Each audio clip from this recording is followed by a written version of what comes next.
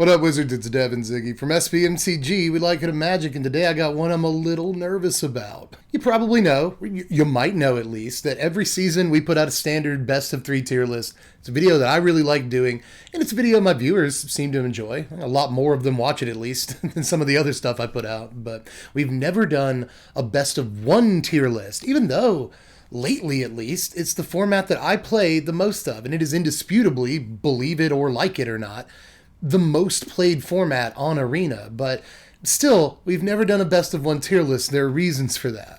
You see, because the thing is, when I do a best of 3 tier list, I get to look at actual data, facts and figures, tournament results from the last month to 6 weeks, see what's been winning, what hasn't been winning, what matchup data looks like, what win rates look like, and kind of make an informed decision from a data set that actually matters. But when it comes to best of 1, things are completely different. There are random best of 1 events scattered throughout the internet, but none of it constitutes, even all put together and aggregated, it doesn't really constitute a large enough sample size.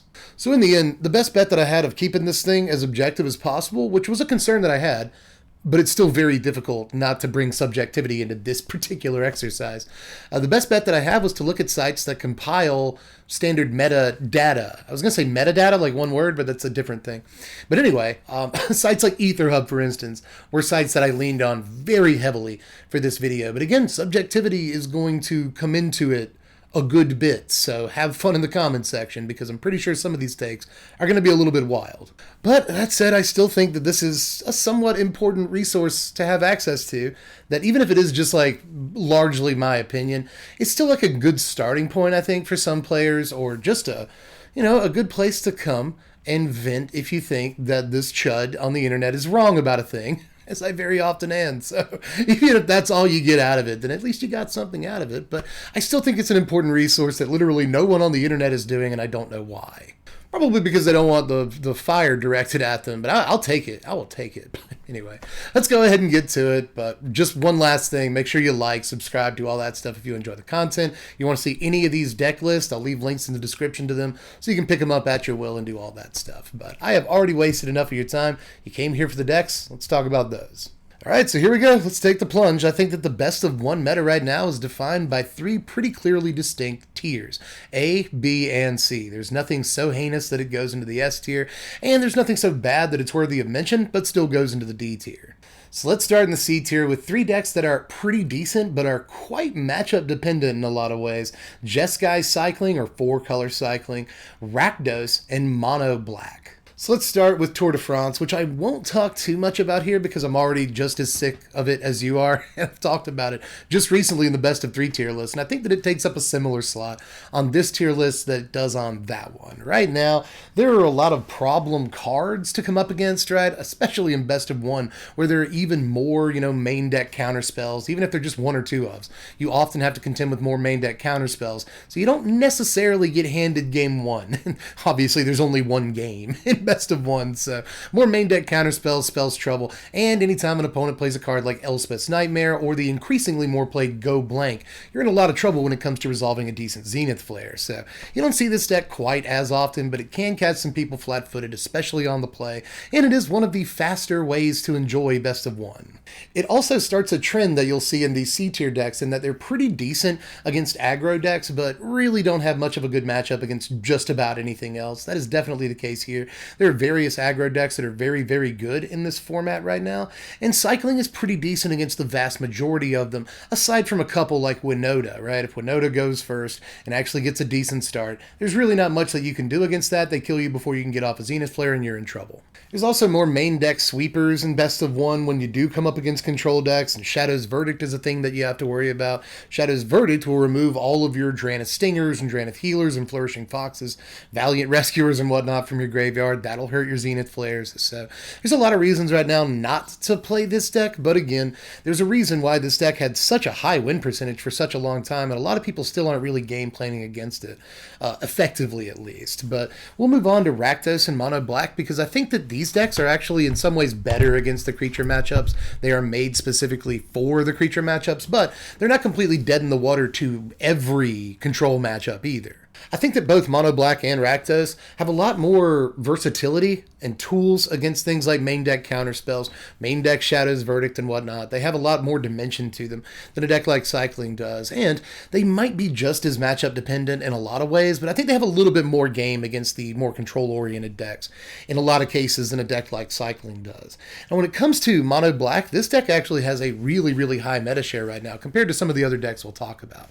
It's sitting at just under 5% of the meta right now, and that's because it bodies some of the aggro matchups so hard, even Winota decks and whatnot. But when it comes to Mono White and all of its various flavors, Mono Red, Gruul, Naya, all that, this deck is just a house, dude. But the problem is, again, it's extremely matchup dependent. It is very good in all of those matchups and wins close to 80% of them from what I can tell. But it wins about 15% of the matchups against decks like Sultai, Yorion, and Dimir. So you're really trading off a lot here if you expect to see an awful lot of aggro decks. And a deck like Mono Black Hateful Eidolon with Luris and all that, the Deadweights, the Myers Grasp, all that could work fairly well. But the moment that you come up against the Ultimatum matchup, you're not going to feel too good about that. And you're going to hit the Ultimatum matchup a good number of times per day.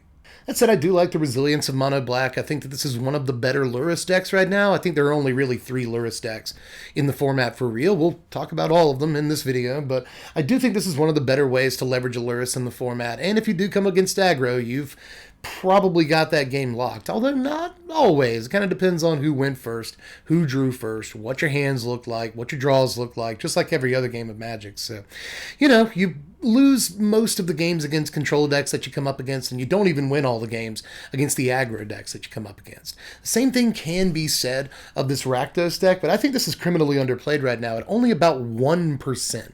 I don't know that I would play it if I was looking for a deck to just hold on to, top 1200 Mythic with or anything. But again, against the aggro matchups, this deck is really good and has a fair amount of dimension even when it doesn't come up against aggro, right? I'm using Plumb the Forbidden as the marquee card for this deck because this is definitely the card that brought this deck back into contention.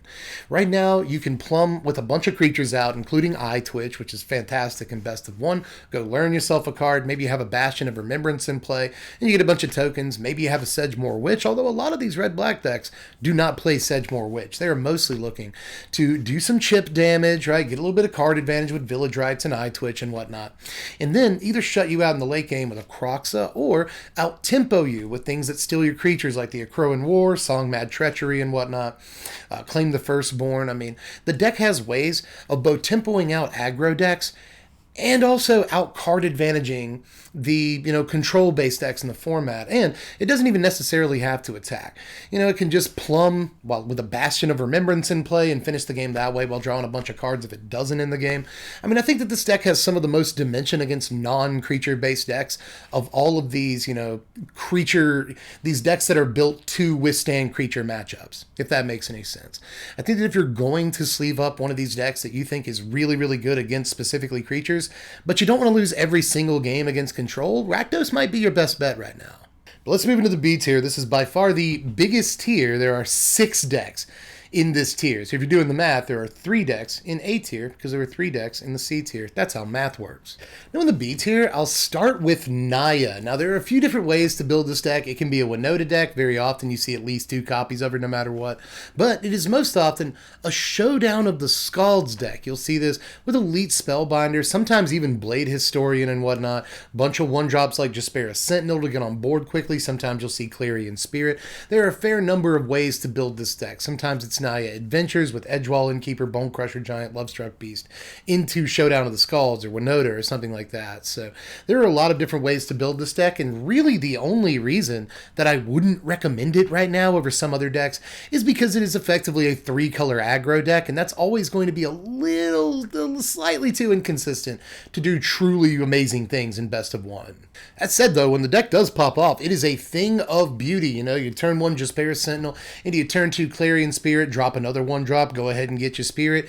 Just absolutely nutso. And then, once you're out of cards in your hand, you drop that Showdown, refresh, get a couple of your creatures big. It's just an absolutely bonkers deck when everything is popping off correctly. And it's got all these cool game plans. Against creature decks, it can steal your cards with, the Akroan War sometimes, and that's a pretty sexy play. But against, control decks, this actually gets on board relatively quickly, messes with their hand with, Elite Spellbinder, and All else fails, once it's out of cards, it's got an amazing card advantage piece in Showdown. So, again, I like so much about this deck right now, but I can't go online and recommend, playing this deck to Mythic or anything right now because, again, a 3-color aggro deck in best of 1 is not always going to give you the colors that you need as consistently as possible, and only about 1.25% of the meta is this deck right now, which honestly does not go into my rankings that much. I don't care how often people are playing a deck. I do think it's a stat that you should know, though. Very few people are on this deck in best of 1, and I think most of that is because of the perceived mana issues. But either way, I do think this deck has a lot to it, but I don't necessarily trust 3 different colors of mana in a deck that's trying to get on board this quickly. But it is a strong deck. Up next in B tier, let's talk about Rogues, the mighty, mighty Rogues. 5.5% of the meta right now, so still a fairly healthy meta share, but I do not particularly care for this deck right now. I think a lot of the decks that run faster than you run too much faster than you, right? And they're also getting tempo on you, right? There was a time where this sort of blue-black tempo deck was really good in just about any given meta, and they definitely hooked it up with the right cards. Rogues is still a good deck. Drawn in the Lock is a fantastic card. Into the Story is a great card, don't get me wrong, but when you're looking to get tempo on Fools with your blue-black deck, it doesn't work when the mono-white deck is also getting tempo on you. Skyclave Apparition, as Elite Spellbinder, they've got Luminarch Aspirant to win long games against you. If you can kill their Aspirant, they got Selfless Savior, All Seed of Life's Bounty to protect it.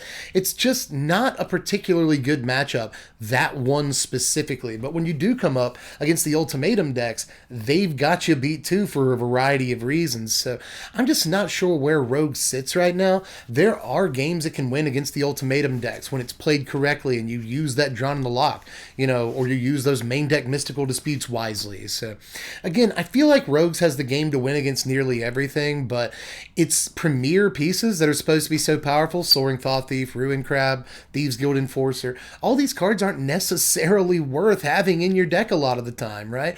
They're too slow to get under an Extinction Event a lot of the time, so good luck with that. They're too slow to get under, even a Shadow's Verdict, which costs 5 mana, but if your opponent resolves Shadow's Verdict against you in your Lurrus deck, that's a serious issue. So again, a lot of these sweepers are too good against them when resolved. They're not fast enough to get underneath the really big plays in Ultimatum decks, and they're not controlling enough to really control what Mono White or Winota is really doing on the other side of the table. So Rogues is in this really weird spot right now where it can win games when everything pops off exactly right in the early game. I love the versatility of Rogues. I love the resiliency of Rogues. I love that Rogues has like 4 different game plans. It can be a control deck, it can be an aggro deck, it can be a tempo deck, but, I feel like there are some games where even if you employ the correct game plan and you have the right cards for it, the deck on the other side of the table just outclasses you in doing the same stuff you're trying to do. So I'm just not sure about Rogues anymore. I know it's a very annoying deck, and a bunch of you still scoop to turn 1 Ruin Crab, especially into turn 2 Ruin Crab drop Fabled Passage. Most of my chat scoops to that from what I've heard on Twitch, so I know this is still an annoying deck to play against, but it's nowhere near the same level of prominence it once was. Up next, with 3.6% of the meta, is Gruul Aggro, and there are 2 ways to build this deck. The Landfall deck still exists, the one with Brushfire Elemental, Kazandu Mammoth, all that stuff. It's still a real deck, but more often nowadays, you see the more mid-rangey kind of version of this deck, right? I mean, it's got an aggro game plan where it can resolve Jaspera Sentinel or a Fervent Champion even sometimes on turn 1 into Robber of the Rich, and then Embercleave your head off on like turn 4. I mean, this happens. It has that fast of a game plan, but it can also kind of sit back and chill with an Essica's Chariot, a great hinge, get that late game value. I mean, Goldspan Dragon can either be a mid-range attacker or a very aggressive attacker, depending on if you went first and you did enough damage. It can be a top deck that wins the game against a control deck if you did enough damage early. The deck also plays Questing Beast, again, for the same reason. The deck has a surprising number of, 4 damage off the top of its library creatures. So it's actually a really, really sweet deck that I think is positioned somewhat well right now, but I have a real problem recommending mid-range in the current environment, to be honest. I mean, there's a lot of main deck counterspells, there's a lot of main deck sweepers, and Again, even the decks that you're supposed to be built to beat, like aggro decks, are sometimes too fast and sometimes their pieces are too good. Elite Spellbinder, Skyclave Apparition, these are still incredible pieces that are difficult for a deck like Gruul to play against. That said, Questing Beast is unbelievably underplayed right now, so this deck gets a little mileage out of that. Goldspan Dragon is one of the most played cards in the format, and this deck really goes to show you why. Essica's Chariot is an underappreciated card that does get some play, but could see more. I mean, the deck does play some really cool cards. I mean, how many decks play Magda? Or just spare a Sentinel for that matter. A few play Sentinel, but still, these are cards that I really enjoy, but not enough to, subjectively place this deck any higher than I think it needs to be. There are aggro decks that are better than this. There are control decks that are better than this. And even though this holds the title as like the mid-range deck in best of one, there are mid-range decks that are popular in best of three that nonetheless see like no play in best of one. I mean, every now and again you come across a Team or Genesis Ultimatum deck in best of one, but notice how that's on the best of three tier list video because it's getting actual tournament results right now. And it almost does diddly poop squats in best of one. Not many people play that deck. Again, there are just not many reasons to play mid-range when decks like Sultai Ultimatum are doing way better things than you're doing in the late game, and decks like Mono White and Winoto are doing way better stuff in the early game than you could ever hope to contain. So, again, if you're going to play mid-range right now, I think the Gruul is a pretty good way to do it, but it doesn't offer the tempo that other kind of mid-rangey decks offer, and it doesn't offer the late game that some of the other control decks offer. So, I'm not sure that I would play this deck in top 1200 Mythic either, but I do think it's a deck with an awful lot of dimension to it, and that means a lot in best of one. All right, here comes a fairly controversial pick because up next is Mono Red Aggro. Now, yeah, this is 9.5% of the meta right now, but Mono Red, weird problem, is actually always overrepresented, especially in the best of one meta. I feel like it's overrepresented in the best of three meta, but especially when it comes to best of one, there are lots and lots of people on this deck when I don't think they necessarily should be. I do think this is a better deck than some of the decks we've already talked about, and I think the decks we've already talked about are pretty good. So I'm not really putting down Mono Red or anything here, but I don't think that it deserves the vaunted status that it's received over the last Arena's entire life cycle as a digital client, right? I think that, notice how many games you actually win against Mono Red. It's actually kind of high, unless the Mono Red player goes first, gets Champion into Robber, into Anax, into Embercleave. I mean, they have to have exactly the right play sequence. There are some things in Mono Red that help you do long games, like Phoenix of Ash, for instance. Some Mono Red players will incorporate Goldspan Dragon into the main deck, in best of one specifically. Sometimes you'll see Blade Historian, Torbrand's obviously in the deck. There are some long game options for the deck, but to be honest, once Mono Red is contained, it becomes a lot easier to actually end up winning that match and grind it out, Mono Red is all about that early chip damage and getting you to, 6 as quickly as possible or 8 as quickly as possible so that a Phoenix or an Embercleave can just end the game on that combat step. But nowadays it has much more problems doing that. There's just so many good removal spells for such a low cost right now that are even good against, some of these specific tools that Mono Red has. Anax, supposed to be great against removal and sweepers, but whoops, Extinction Event and Shadow's Verdict are in the format. So, even Phoenix of Ash isn't as good as it once was with Shadow's Verdict, seeing as much play as it does. So, I'm just not sure that Mono Red, even though they jacked it to the moon, Fervent Champion, Robber the Rich, Anax, Torbrand, Embercleave, these are, Bone Crusher Giant, these are tools that Mono Red mages the world over would have killed for the last 25 years. But with the rest of the way that the format has developed around Mono Red,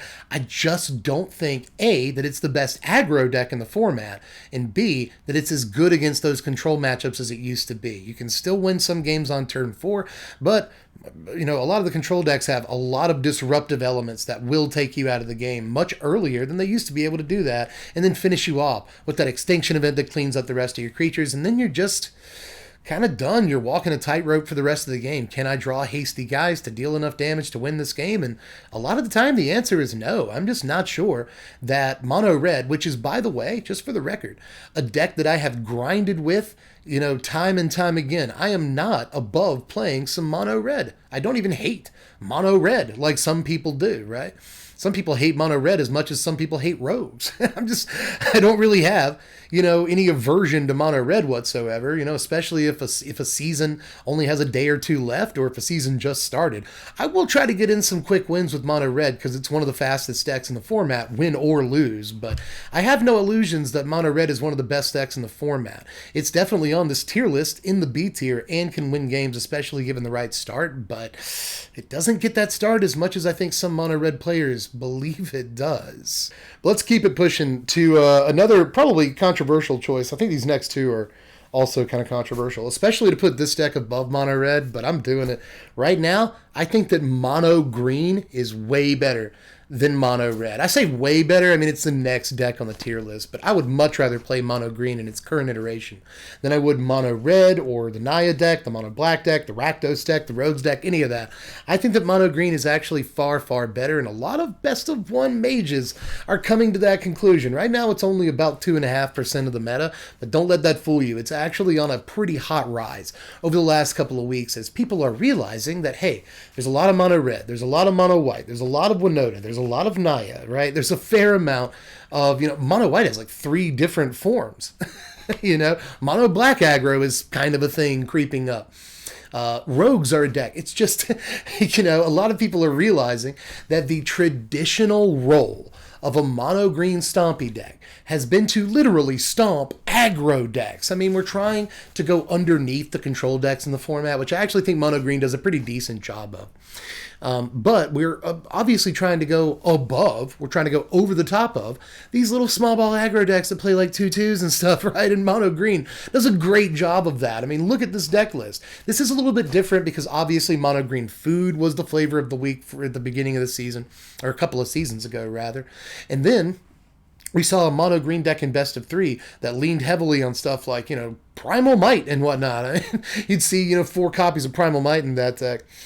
This deck is actually very, very different. This is much more traditionally sort of mono green ramp. Looks a little bit mid-rangey, but can finish the game very, very quickly once it gets a couple of pieces out. You've got Old Grow Troll and Yorvo for those turn 3s, and then you get all the way up to Vorinclex. But Vorinclex can be cast as early as like turn 4 in this deck pretty easily thanks to Castle Garenbrig and some, ramp options. So it's a neat deck, right? You've got Great Henge in there, so we've got some card draw, we've got some late game action, we've got, a 6/6 haste trample guy on turn 4. We've got some decent ramp, but even in games we don't ramp, we've got some decent starts due to Scavenging Ooze into like a Yorvo and Old Growth Troll or something. So the deck has a lot of extremely scary starts that get way ahead of the opponent, especially on the play. And the deck even has some real interactive elements. Ram Through is a very good magic card. In some builds, Gem Razor can be great, especially in best of ones. So again, I think this deck is positioned uniquely right now to be very good against a lot of the aggro decks while not really giving up too much of its hope against the more control-oriented decks. This deck can beat an Ultimatum before Ultimatum gets played. I like this deck a lot. I highly recommend it, and even though I don't think that it goes into the A tier or anything like that, I do think it's a deck that you probably need to pay more attention to than you currently are. All right, but the final deck in the B tier, and this is another one that I think is controversial because almost no one is on this deck right now, but I don't get why no one's on Izzet Dragons. Right now, best of 3, Izzet Dragons is one of the best decks, and that's because it is a relatively sideboard and matchup dependent deck. But I do think that even in best of 1, and this is based too on some personal experience, but I don't think that anecdotes are the way mostly to to compile a tier list, but again, a lot of this has to be subjective. Either way, from what I can tell about the deck in best of 1, it's still very, very good in that environment, right? Because again, the deck has a fair amount of versatility. All this dimension where, just like Rogues, I compared this deck to Rogues, oddly enough. Like Rogues let a mill plan, we can play a tempo-based game plan, we can play a control game plan, or we can play a more sort of aggro-oriented game plan. We don't have a whole lot of early creatures or anything like that, but we do have some ways of just countering the opponent's plays in the early game, getting that tempo into a Goldspan Dragon, which can then generate even more tempo and play those Alrund's Epiphanies early and stuff. So, on the right start, this deck can end up playing Epiphanies and whatnot before the opponent can land ultimatums. I think that's important. We also go over the top of a lot of aggro creatures thanks to Goldspan Dragon, which can be a decent blocker in some situations, or or it can just race the opponent, generate mana for us, which we can then cast Bone Crusher Giants to kill our opponent's creatures with and stuff. There's just a lot of interesting tempo in this deck, and even though this deck appears to be fairly mid-range too, and again, I'll reiterate one last time, I do not really suggest playing mid-range in best of one right now. This deck is actually far more of a tempo deck than it is a mid-range deck, and I think that tempo is actually really, really good in best of one at the moment, all things considered. You know, like I said, a deck like Rogues, a lot of its kind of tempo-based plays are, you know, creatures that fit into the Rogues theme and mill your opponent. This deck doesn't really fool with any of that. This deck's tempo actually kills the opponent the traditional way, which I think is much better in a lot of cases. You know, the deck has things like Negate, sometimes Test of Talents, Mystical Dispute, Solid Coming, all these counterspells to body, you know, ultimatum decks in the late game, or make sure there's always a counter up to deal with whatever their big play is, while also not really sacrificing much in the early game against these aggro decks. And increasingly, you're seeing things like Crush the Weak and Draconic Intervention played in these best of one Is It Dragons decks. And those are cards that just completely demolish a lot of the aggro decks in the format right now. So I'm really liking what I'm seeing of Is It Dragons in best of one. And with the amount of people playing the deck in best of three, I'm surprised it hasn't caught on as much in the, you know, single play format. I think this deck is very, very good right now and is easily better than just about every other deck we've talked about so far, while still not quite being A tier material. But let's get to the big girls club here. This is the A tier, and we'll start with Sultai, believe it or not. Now, 9.6% of the people in best of one are on this deck. And I do think this is easily one of the best decks in best of one, but it's still not the deck that I would choose to play if I was trying to, you know, completely demolish the best of one format and become the one in best of one, as another YouTuber says. But in any case, I do think that Sultai is a fantastic deck right now in both best of three and best of one. And it's played a whole bunch of different ways. The build that you see on screen is a little bit different considering it plays Elysian Cariad, when sometimes you'd see things like, you know, Mazemind Tome there, or you'd even see Tangled Florahedron. There are a few different things you could play there. And a lot of these decks look different now. You know, you'll see 2 to 3 Elder Gargaroths, where there used to be 0 to 1, right? Sometimes you'll see more main deck counterspells. Sometimes you'll see fewer main deck counterspells. Sometimes you'll see Elspeth Nightmare. Sometimes you won't see Elspeth Nightmare. Sometimes you'll see Lovestruck Beast like this build. Sometimes you will not see Lovestruck Beast. Sometimes instead of Nightmare, you'll see Go Blank in this slot. You know, it's just, there are a ton of different ways to build the deck, especially in best of one at this moment. But no matter how you build the deck, it is still a very powerful deck that is effectively the control deck in the environment right now. Even though I think that there are elements of mid-range, even elements of combo in this deck, I think by and large it's a control deck with all the, you know, early removal spells like Heartless Act, and in many cases you'll see Eliminate as a 2-drop as well, along with Heartless Act.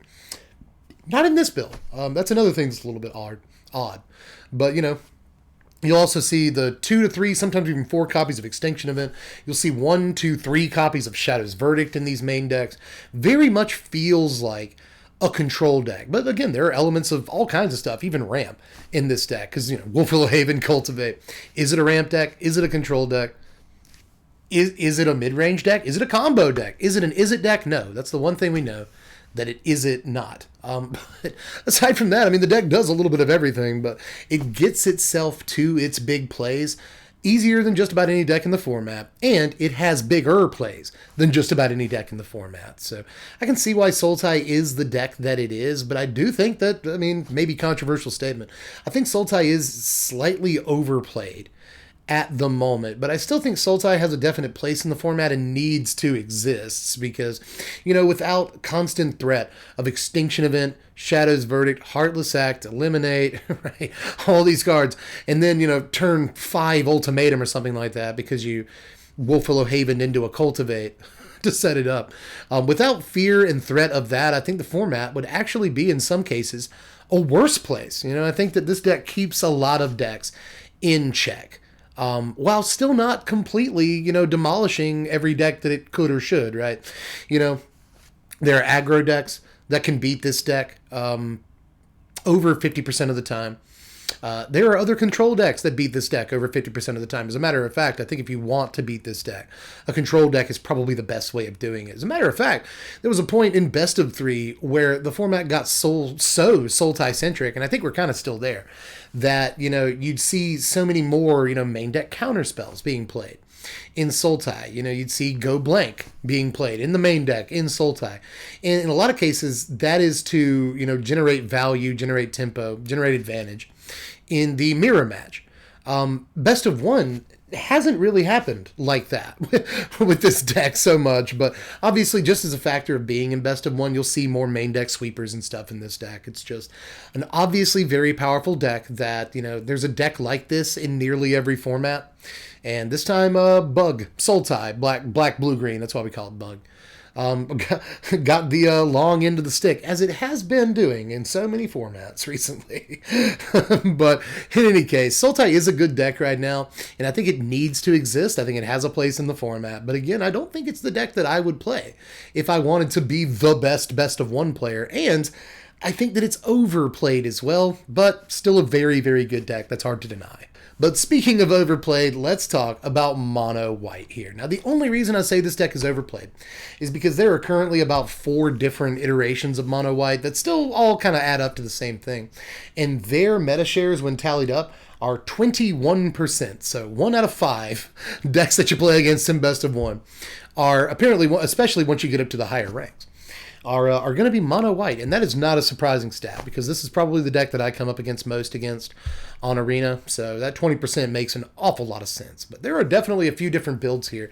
The build that I'm going to show you has become one of the most popular, and it definitely has the highest win rate, which surprises me to no end, because I figured the no life gain version of this deck was going to end up being much better. But this deck still plays a lot of the cards that I assume the not gaining life deck would play. You've got your Selfless Saviors, your All Seed of Life's Bounty, which does gain life, but you don't have to care that much about it. Your Luminarch Aspirants, your Elite Spellbinders, sometimes your Blade Historians. This deck is a pretty straight up and down mono white deck, but in a lot of cases in Best of 1, rather than Usher of the Fallen or Venerable Knight, you're seeing Speaker of the Heavens as the 1-drop. You're seeing Daxos as the 2-drop, a couple of copies of Linden, a few copies of Heliod, if not all 4 being worked in. So very often, nowadays at least, the life gain version of the deck is the most popular, very likely because of Speaker and Heliod for that matter. Heliod is just a fantastic way to gain value in the late game. Along with Luminarch Aspirant, you're just putting so many counters on dudes like every single turn that it's very good to break through other aggro decks' defenses and win stalemates and whatnot. So, as far as the aggro deck that has the best late game right now and has the best tempo right now, thanks to cards like, Skyclave Apparition, Elite Spellbinder, and, ways to make you waste removal spells on creatures you don't want to kill, like Selfless Savior and All Seed of Life's Bounty. Some of these decks play like main deck Luris, way to bring back their All Seeds and their Saviors and whatnot. And that's just incredible resiliency in the late game. It feels like it's been a while since I've seen a fairly pure aggro deck. I mean, we play a fair number of 1-drops. We curve out all the way up into 3, but most decks don't play 4-drops unless they play Blade Historian or Legion Angel. Right, so you will see Legion Angel in this deck an awful lot, but I don't think it's in the build that I'm showing you right now. But that is a card you have to worry about in Best of 1. And it's a very good one, too. But, this, again, pure, just hardline aggro deck with lots and lots of small creatures that tries to deal damage as quickly as possible, but still has this ability to last until the late game, get its creatures bigger every single turn by multiple means. It's just... This deck grows, and this deck is very hard to deal with once they get certain combos in place. Luminous Broodmoth plus All Seed, for instance, can be really, really difficult to deal with forever. So just a super hot deck. By the way, Broodmoth is another 4-drop they sometimes play. So you gotta worry about that. The 4-drops in this deck are just absolutely, ridiculous. But again, this is just one of those decks that has these incredible starts. If it's on the play, it can deal a lot of damage really quickly while still generating tempo. It puts a 3/1 flying body on the board and gets the extinction event out of your hand. That's kind of not fair in a lot of ways. So, the deck does all that, plus generates this incredible grindy value going into the late game that's really hard to match. So I like so much about this deck right now, and it's no wonder so many people are on it. So what's better than mono white right now? Well, a deck that's actually really similar to mono white, but it also plays red, and that's Winota, just the Boros Winota build, which is currently about 17% of the format. So less than mono white, but I only had to add together 2 Winota builds to get that percentage, whereas I had to add together 4 mono white builds to get that percentage, the 20%. So, Winota is still very close to 1 out of 5 decks that you'll encounter in this format. A little bit more than 1 out of 4 decks, or 1 out of 6 decks that you'll encounter. So lots and lots of Winota. And again, it's not hard to see why. This is a deck that's very dependent on curving out, but even if you are able to disrupt its plan somehow, you kill a couple of its creatures early, or you kill its Winota with a Heartless Hack when it comes down, you're still having to deal with Skyclave Apparitions and Bone Crusher Giants, these creatures that generate tempo, kill your guys if they have to, or just deal you damage to the face in the case of Bones. And then come down is like, in the case of Bone Crusher, it's a pretty above curve creature that takes, life to actually get rid of on a 1-for-1 basis. Any way that you have of generating some form of card advantage is good. And a lot of the cards in Boros Winota do that. Maybe Selfless Savior keeps you from losing your big guy. So rather than the Heartless Axe being 1-for-1 removal that they spent 2 mana on and killed a 3-drop, it's 1-for-1 removal they spent 2 mana on and killed a 1-drop, right? So that's kind of at least mana advantage, if not card advantage a little bit. They've got Bone Crusher and Skyclave to take out your creatures, Elite Spellbinder to take the cards out of your hand and, extend the game for them to the point where you can't cast the Extinction Event before you die. They've got Winota to get Blade Historian and just deal 1 billion damage all at one time. So they kind of have this combo kill. If I get it on turn 4, that's great. But if they don't get it on turn 4, they still have all these really interactive, kind of difficult to deal with cards that give them some form of, card advantage or whatever, whether it's an adventure or it's Professor of Symbology. It's just a really, really sweet deck. Some of these decks will play Showdown of the Skulls to generate card advantage. Some occasionally will play things like Clarion Spirit, but the build that you're seeing on screen right now is very close to the most typical build that you'll see out of this deck. And there's a reason why this build has stayed so typical since Strixhaven came out. It's just probably the best deck in the format. It purports to have the highest win rate in the format at a steady win rate of about 62%, which blows nearly everything else out of the water. But, I kind of take win rates on as displayed on EtherHub with a gigantic grain of salt. With an entire Utah salt lick. Do I take those? Do I take those metagame, best of 1 win rate numbers? But of all the decks that purport to have high win rates, Winota purports to have the highest, and that's got to count for something.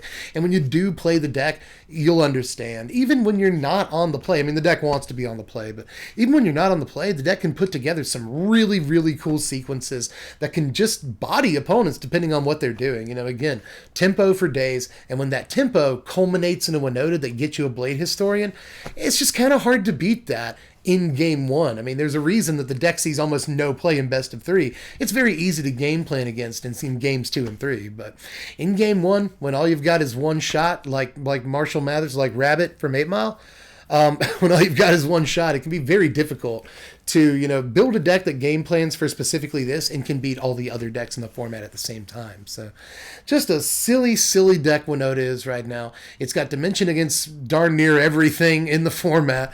It can beat, the ultimatum decks before they get to ultimatum.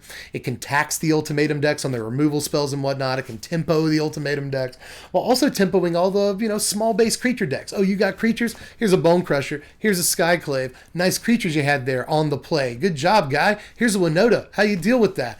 It's just, it's a really good deck that's good whether it's on the draw, on the play, against control, against creatures, just a little bit of everything for the Winota deck in best of 1. I think that this is a fairly easy call. But now it's your turn. Go to the comments section and let me know how you felt about this. But, be as nice as you can, because I know this this is a hotly debated topic. Again, I think there's a reason why a lot of content creators won't touch a best of 1 tier list. I don't know what I've stepped in here, but pretty sure I'm going to get some fairly negative comments. Just remember to spread love and be kind down there and be a good person. You don't have to be upset because someone has a different opinion than you. It's fine. It's fine. We're just Magic players. You know, but I guess part of the fun of being a Magic player is being able to be like, this idiot doesn't know what he's talking about, and like it's not a big deal, you know. It's not like we're talking like politics or religion or anything. It's Magic the Gathering, so it's fun to have a few things in life. Sometimes you can be like, look at that moron, and like there's really not a whole lot of impact to those statements. So, you know, call me dumb if you want to, but this is pretty much how I would stack everything up right now in terms of best of one. There's not a whole lot of time left in the format. There's about 3 weeks. A little less than 3 weeks, actually, until Forgotten Realms drops on Arena. It drops on Arena on July the 8th. It's really soon. It's like a little more than 2 weeks as I record this, but 2 weeks can feel like an eternity, and there's still some time left in this particular season. So if you wanted to try and grind a Mythic either before this one ends or before the next, or when the next one begins, basically, try some of these decks out.